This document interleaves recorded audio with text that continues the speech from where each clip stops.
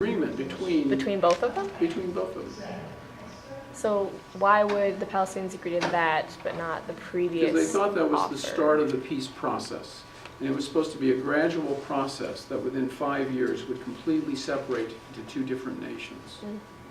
And that has never taken place. And in the meantime, Israel has taken over further control of areas B and C than it had previously.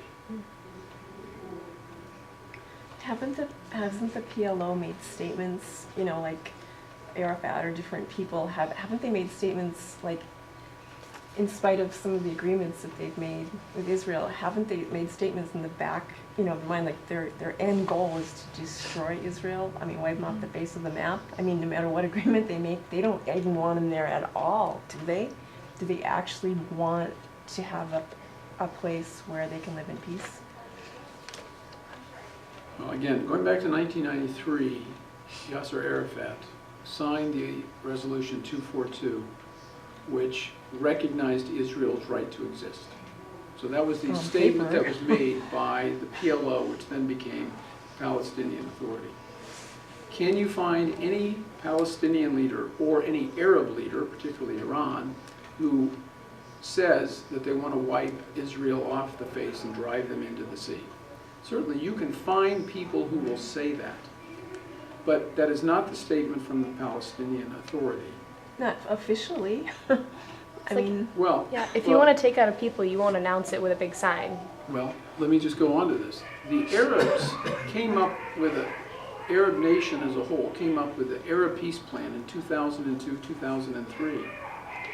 They demonstrated their willingness to negotiate a peace, and Israel flatly said, no, we don't want anything to do with it. So we have the impression that the Arab nations as a whole are against Israel, and that's not true. They have tried to negotiate, and Israel is the one that has said, no, we don't want anything to do with that. So again, will you find Palestinians who will say all kinds of horrendous things about Israel? You certainly will. You will also find leaders in the present government of Israel who say what we really need to do is to drive all the rest of the Arabs out of this land and take it over completely. So there's lots of conflict, and what I'm trying to say is certainly you can find those in the Palestinians who will say that, but you will find ultra-nationalists who have a great deal of power in the coalition government in Israel who are saying, let's just drive all the Arabs out of Israel as it exists today, but also out of the West Bank, and let's just take it over entirely. So I just want to say, you know, it's easy to point blame at the Palestinians, and we hear a great deal of that here in the United States. We don't hear as much about the Israelis, and we need to be aware of what they're saying. but you do want a country for Israel. You want Israel to be a country.